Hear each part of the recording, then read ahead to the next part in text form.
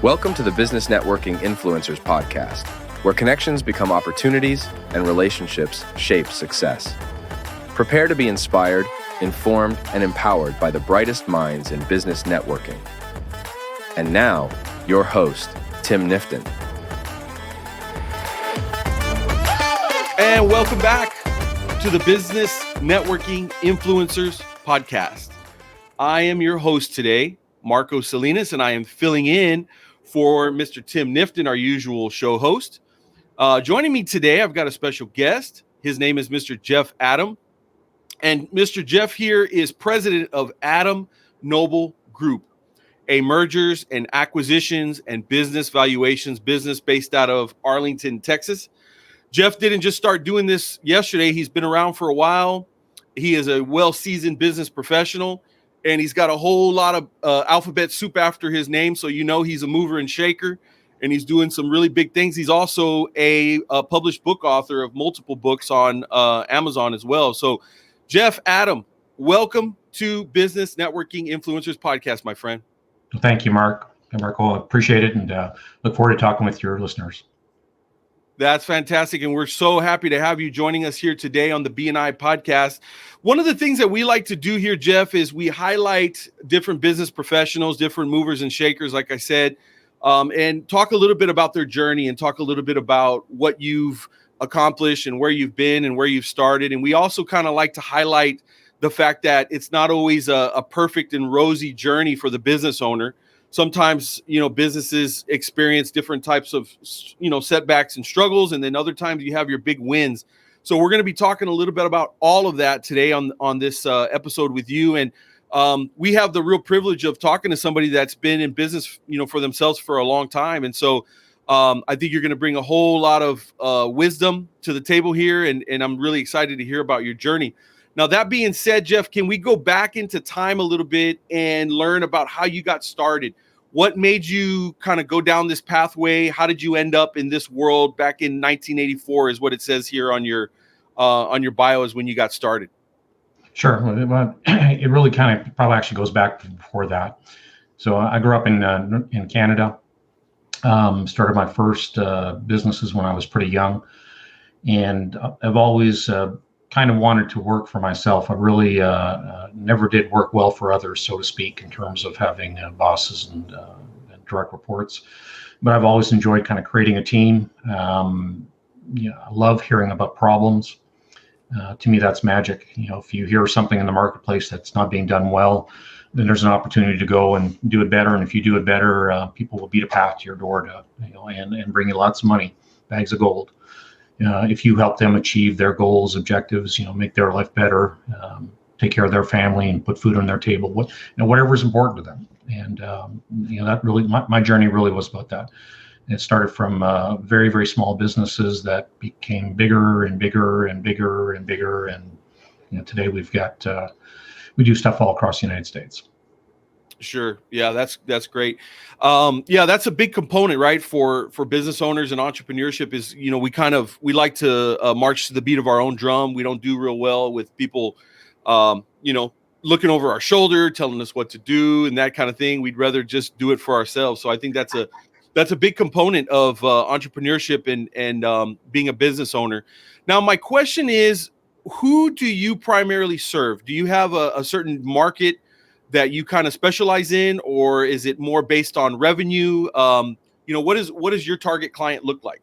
Sure. Great question. So, basically the people that we help the most and have, over more than 30 years, decades of doing this, are business owners very specifically. So our market is people, partnerships, couples that own businesses. They're primarily in manufacturing, wholesale distribution, machining. They might be in specialty markets like craft brewing, as an example, and brew pubs. And we do stuff, again, all across the United States, but they're primarily going to be owners of businesses. And our focus really is, a business owner that at some time in the future is going to do a great job starting their business, and perhaps maybe acquiring a business, but starting a business, growing it, And then at some point is going to make a decision that, I don't necessarily have a family member or family members that want to take over the business. So I want to begin the process of preparing my business for exit. And exit isn't tomorrow. Exit is 5-10 years from now. There are things that you can do that can change the value of your business, where it'll sell for, let's say, $2 or $3 million to, by putting these three things in place and doing it and not spending a lot of money necessarily, but just putting them in place. 5 years later, the business will be worth $5, $10, $15 million. So there's huge payback to putting these exit plans in place. Sure. Yeah, that makes a lot of sense. So really, ultimately, the way you serve these businesses is you help them to prepare their companies for an exit. And there are certain things that you do as well to guide them so that they can, I guess, obviously get maximum revenue when that time comes. Is that right? Yeah, that's exactly right. And Marco, that you make an interesting comment. When you talk about maximum dollar. So interestingly, the best exits are not necessarily the maximum dollar. That's not necessarily the best buying company for it. It's really about, I want to choose, if I'm the owner or if I'm a part of a partnership, I want to choose who I'm going to sell my business to, because I want them to take care of my lifelong customers, my lifelong employees. I put blood, sweat, and tears into building this business, this concept.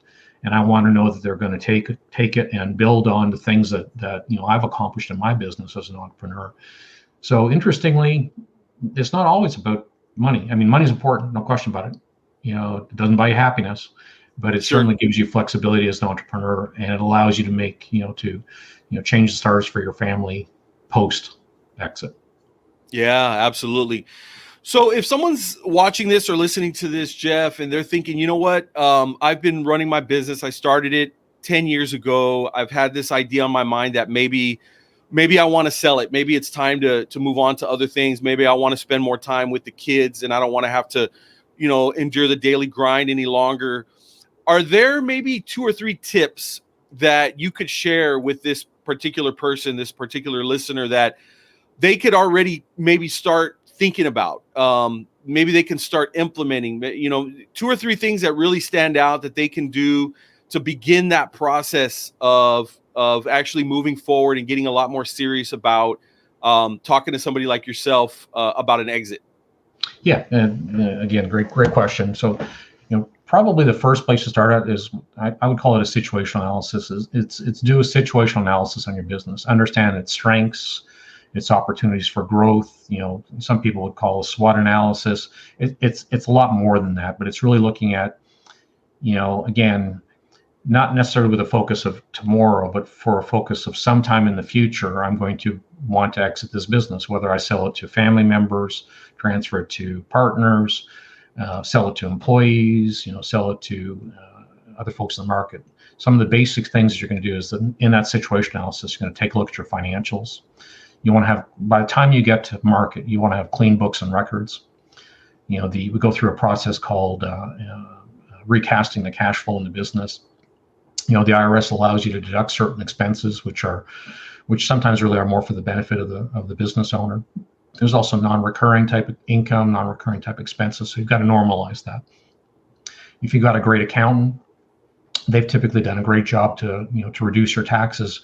But in so doing that, the books don't necessarily represent the actual values of, as an example, furniture, fixtures, equipment, vehicle, inventory, accounts receivable, and so forth. So there's a process of cleaning that up and preparing that for future.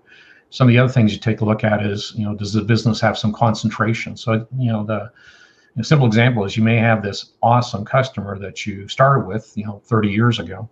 Maybe now they represent 40% of your business. Well, that's great. That means that you've grown with that customer, and that customer has grown with you. But from an acquirer's perspective, they're going to be worried about that customer concentration. What's the risk if they lose that one customer that's 40%?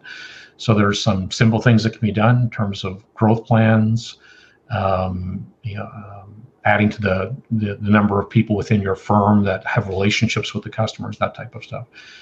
This process I would really call working on your business versus working in your business. So it's making that transition from being an owner, operator, entrepreneur. And frankly, your business can already be 5, 10, 15, 20 million, and you be that. But the reality is, for it to really grow past these points, you're going to have to work on your business, and that's really what you'd start with. Yeah. So kind of the Michael Gerber E-Myth type strategy basically Yeah, is exactly. follow the McDonald's process, right? And systemize everything and build out those all those operations that are needed to make sure that the thing can run without you having to be there 24/7, basically, right? Yeah, exactly correct. And the you've got to adapt that model for every business, because all businesses are different. Unlike real estate, businesses are living, breathing organisms. There's an owner or ownership team that has an impact on the business on a daily basis, and there's things that you can do kind of as you're looking at preparing it. And the McDonald's example is a great one. So where you truly have a franchisable model, maybe you do take something and franchise it as part of that exit plan. But the reality is that for the vast bulk of businesses, that's not going to really be in the cards. And so you take those type of Gerber's an E-Myth. You take those type of applications and look at, what does it mean for my actual business? What does it mean for my actual circumstances? What does it mean for my business team? And then what am I willing to do? What do I want to do? You Pareto it. The 80% of the improvements are going to come from focusing on 20% of the things. So you don't need to do everything. You really can choose and prioritize and decide, what do I want to do? And honestly, you try to work on the fun stuff that'll have impact. That's right. Yeah. That 80/20 principle, man, that's a game changer once you discover that, right? It gives you some, kind of peace of mind to just say, hey, I don't have to be involved in every single solitary aspect of this business, and little hinges swing big doors, right? And so that's kind of this 80/20 principle in action. And so that should give all business owners a big sigh of relief right there, knowing that economy is actually in work within your business if you will just actually put some effort and some time to focus on it. So thank you for bringing that up. I think that's a key component. Now, Jeff, I have a question for you, kind of a little bit of a shift change, going back to you and your story a little bit more. So you started this company in 1984. A lot of the businesses that I interview on these podcasts nowadays, they're almost all of them started within in the last 5 to 10 years. I think there was a big shift after COVID. A lot of people had to hit the reset button as well. They realized that wasn't the right business for them. Some of their businesses just couldn't survive COVID. There wasn't a whole lot of support, from the powers that be for the small business owners. That was a big revelation after COVID. So there's been a lot of movement, a lot of things that have shifted. You've probably seen a lot in your journey in terms of the ebbs and the flows and the highs and the lows. What is your advice overall to business owners as far as those market changes and those market swings? And we're kind of in the midst of one right now. I think a lot of businesses are feeling the pinch. I know at least the ones that I speak to are. What is your advice, coming from all of your success and experience on something like that? It's an interesting perspective when you're looking at, let's call it the 100,000 foot level versus the 500 foot level. When you look out over a long period of time, some of the history tends to repeat itself. It may come in different, shapes and forms, but really is probably the same type of thing. So I think that the ability to understand that change is happening, it's a little bit parochial to say it, but the one thing that isn't going to change is that change is going to occur. So having a mindset within your company, especially if you're the leader of the company or you're part of the leadership team, that is, I'm going to embrace it. I'm going to listen for it. I'm going to listen for the changes. I want to hear the complaints.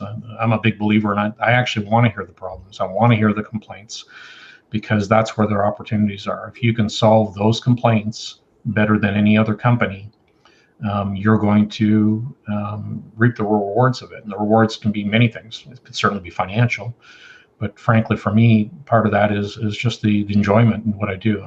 We have 6 kids, and my kids all have been asking for many years, Dad, why aren't you retiring? And my comment has always been, well, what exactly are your mom and I going to do differently? We already travel several months of the year.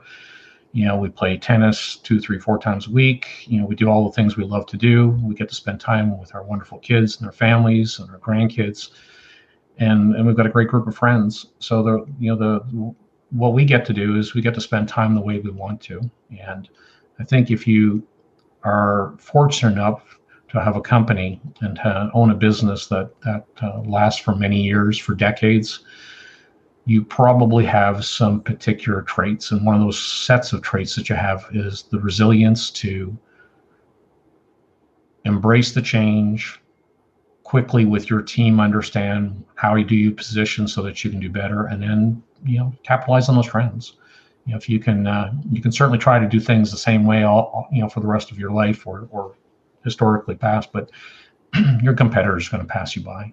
Your customers are not going to be happy about it. Your employees are not going to be happy about it, and honestly, your husband or wife is probably not going to be happy about it either. So, right, get on board and be the conductor. I have an expression I use with my kids, which is you're the captain of your ship. You can decide where you want to sail, what shores you want to visit, how you want to get there, the speed of your journey, the size of the boat. That's up to you. And then you got to put a plan in place to make it happen. So embrace it. And when the winds start pushing a different direction, decide if that's where you want to go. And if not, tack. There you go. That is some great wisdom, my friend. And this, you kind of, I think you might have kind of answered some of this, but I just want you to maybe expand a little further on it. But I was going to mention that, your passion for business and for helping businesses very much comes through in your story and everything that you're discussing. But what do you ultimately really like about what you do? What is the thing that you like most? Is it the flexibility? Is it the freedom? Is it more helping the actual business owner? Like, what really stands out to you the most about being a business owner and being an entrepreneur?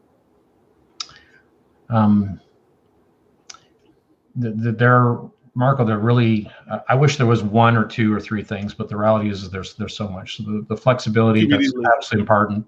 When I graduated from college, being interviewed by Procter & Gamble, Ron Chan, who's one of my mentors, had asked, well, where do you see yourself in 5 years? Those typical kind of questions, and what's important to you. And I told him, and even as a 21-year-old, young adult, just graduating from college or about to graduate from college, I told him, said, the most important thing to me is flexibility.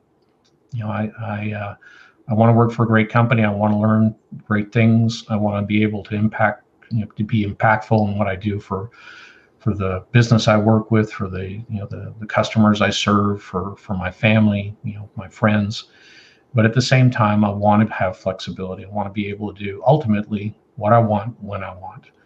And of course, it's kind of hard to start that when you're 21 years old, because the first thing you got to do is put food on the table and a roof on top of your head. I think that truthfully, the type of things that I've enjoyed the most, and I enjoy the most, and that drive me today, have been the same things, which is getting to know people, getting to know their stories. In the mergers and acquisitions role, and especially representing owners of businesses, quite frankly, they're telling me their secrets. They're telling me things that their accountants don't know, and sometimes their attorneys don't know, and sometimes their spouses don't know, and sometimes their partners don't know. It's a tremendous responsibility, and I think you get to that level of trust with individuals or an ownership team by building rapport and being someone that is candid with them, is willing to tell them the truth, and is willing to tell them the things that they're not necessarily wanting to hear. And that's my reputation. That's my firm's reputation. You can go on Google, and you can go on our website. You can go on Google. You can go on TrustAdvisor and Trustpilot and all these places. LinkedIn. You're not going to see 1 or 5 or 10 testimonials. You'll see hundreds and hundreds and hundreds and hundreds of testimonials with actual business owners' names, their experience, the name of their company, and the interesting thing is that we get those testimonials written, unsolicited, and we're very grateful and appreciative, not just from the business owners and business ownership team, but even the business buyers who we don't represent. And then ironically, those same business buyers who then become a business owner 5, 10, 15, 20 years later come back to us to sell the business. So that happened because we treated them right. We didn't misrepresent. The business that they purchased was exactly as represented. Doesn't mean that they didn't have improvement opportunities, but it did. And they've taken it and they typically have bought it at this level and then grown it to this level, and have done a great job of it. So when you can look back at your career and all the friendships and relationships, and our clients really become friends. And again, if you read the testimonials, you'll see them often make those kind of references that we started off thinking we were clients, and when we ended this process, we were friends. We were friends with Jeff and the other trusted advisors that were involved in this process. So it's something that is very meaningful to me personally. Yeah, that's amazing. You have a really incredible journey. And it sounds like you've accomplished many things that most people could only dream of. And so I really appreciate you sharing a lot of that. We're getting close to winding down. Just a few questions left here for you, Jeff. But I did want to know, this is something that I really like to ask people, especially if they've been around in the business world for a while. But what is maybe some of the best advice that you ever received throughout your journey, whether it was early on or even something recent? Is there any advice that you were given that stands out to you that you could share with any listeners or viewers? Yes, absolutely. And one of the most impactful things that I learned was actually a neighbor of mine when I was 22 years old owned a cabinetry company. That was we lived in a century house that was on the shores of Lake Ontario. It was built in the late 1700s, so maybe a bi-century house, so to speak. And he actually owned the original farm that was behind it. And his name was Mike Russell. And I remember, and getting to know Mike, and Mike was maybe 10 years older than me, maybe a little bit more, maybe 15. And I was just starting an accounting tax preparation type business, and was charging, let's say, $30 an hour at the time. And again, this is, in the mid 80s. Early 80s. And in Mike's case, he said that, look, Jeff, you need to understand that you need to charge what your service is worth, not what you think it's worth, but what it actually is worth to the thing. So I immediately changed my hourly rate to $100 an hour, and my business grew. It grew and it grew and it grew and it grew. And it was all referral based. Wow. And it was just really interesting. If you give things away for free, people and business owners will associate that the value is free. If they have to pay for it, they will associate a much higher value. So we learned a long time ago not to give things away for free. Now, that's not true. We do pro bono work and we do charitable work, and I've been involved with Rotary National and other groups, and those are all absolutely appropriate and worthwhile type things. And there have been times where I provided services and provided refunds, not because we failed to provide the service, but because that money was going to do better in the hands of that business owner after closing than it was in my hands. So that aside, understanding that if you charge for your services, value will be associated with it, assuming that you're correctly providing those services. So that's been a great lesson. Yeah, no, that is extremely valuable information and extremely profound, actually, because that's one of the big things that I think a lot of business owners do. They're not aware truly of the value that their service or product is bringing to the marketplace, and bringing that number too low or too short is really a big detriment to that business, and in some ways even to their clients, because the clients actually have a better experience a lot of times when they spend more. They get more value out of it. And it's usually those bottom feeder type people that are the worst customers. They're always complaining. They leave you a 1-star review, right? But the guy that pays you the top dollar is like, man, I really got my money's worth on that thing. Yep, and absolutely. It feels better. Absolutely. There's another comment, I guess, and a small kind of snippet that I would share is that, early on someone, talked, kind of educated me on the concept of multiple sales channels. And, in fact, iTex is one example of that. So 25 years ago, wow, it's been that long ago. I think it's about 25 years ago. I had a client who owned a fast sign business. It was one of the original fast sign franchises, and they were located in Dallas. Just super guy, had built an incredible business. The business operated without him. I mean, again, did all those right things, worked on his business, not in his business. And he introduced me to iTex, and at that time he had said that, look, could we pay for your valuation fee, your exit planning phase 1 fee in iTex dollars? And I was like, hey, I don't really know anything about iTex. So introduced me to iTex, joined it, in fact, actually was our first client in it.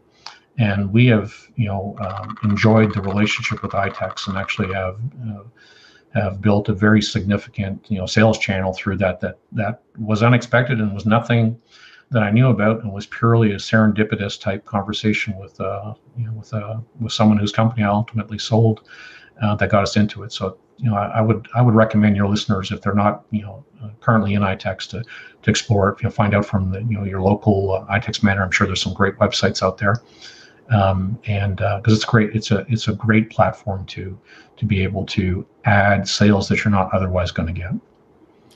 That's beautiful. Beautifully said. Thank you, Jeff. I really appreciate you giving that shout out for iTex. And by the way, as far as your own business is concerned, can you give us just a quick idea of what you are offering for business owners on iTex? Sure. Primarily it's business valuations. So, we'll prepare business valuations for businesses up to maybe about 5 million size sales wise.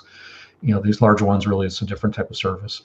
And then we also offer kind of a consulting, a do-it-yourself type consulting, if you want to, sell your business yourself. That you can, basically, pay a sum, and then for a period of time, we'll provide a particular, group of hours where you will get direct access to a highly experienced M&A advisor. As an example, in my case, actually, I don't know what the count is. My office manager would tell you, but I've closed over 825 business transactions in my career, and that's pretty rare in this industry. Once you hit, the sale of 100 companies, you're considered an old pro and probably look like a weathered old pro at that point, with no disrespect to some of my peers. So that's what we offer through iTex: business valuations and kind of do-it-yourself consulting if you want somebody on speed dial who's an expert. Yeah, absolutely. So if you're a business owner and you're wanting to know, what is my business worth right now, I may want to have an exit here sometime soon, and I have no clue really where I'm at. This is an opportunity to jump on that, to talk to a seasoned professional, and not even have to come out of your own pocket for it. At least, to get started with that valuation process. You can use your barter bucks. Can't really beat it, right? Not a bad deal. Jeff, is there anything else that you might want to share that maybe I, forgot to, or just didn't ask you, that you want to kind of leave us off with? And not really, but but at the same time, since you've opened the door, I think the other comments I meant is that our entire processes are confidential and discreet. So the last thing a business owner, or ownership team partnership wants is for customers, employees, the general public, their competitors to find out that they're considering an exit, even though the exit might be 10 or 15 or 20 years from now. And our entire process is discreet and confidential. And again, if you go to the reviews, again, not 1, 5, 10, but hundreds and hundreds and hundreds of reviews with the actual names of individuals, actual names of the ownership teams, actual names of the partners, and the actual names of the companies. They will talk to you. You'll see discretion, confidentiality, integrity, those type of words coming out. So we really appreciate them sharing their experience. So Marco, I certainly appreciate the opportunity to visit with you, and hope some of what I've shared today has been helpful for your listeners.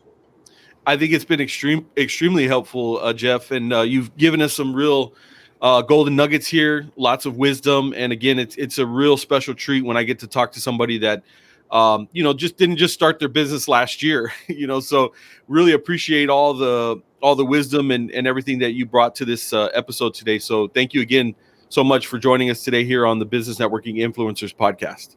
All right. Appreciate it, Marco. You take care. All right. Have a good one. That does it, guys, for another episode of the B&I podcast. We'll catch you here next time. Thank you for tuning in to the Business Networking Influencers podcast. We hope you gained valuable insights and strategies to elevate your business and networking game. Don't forget to subscribe for more episodes filled with expert advice and inspiration. Until next time, keep connecting, keep growing, and keep influencing.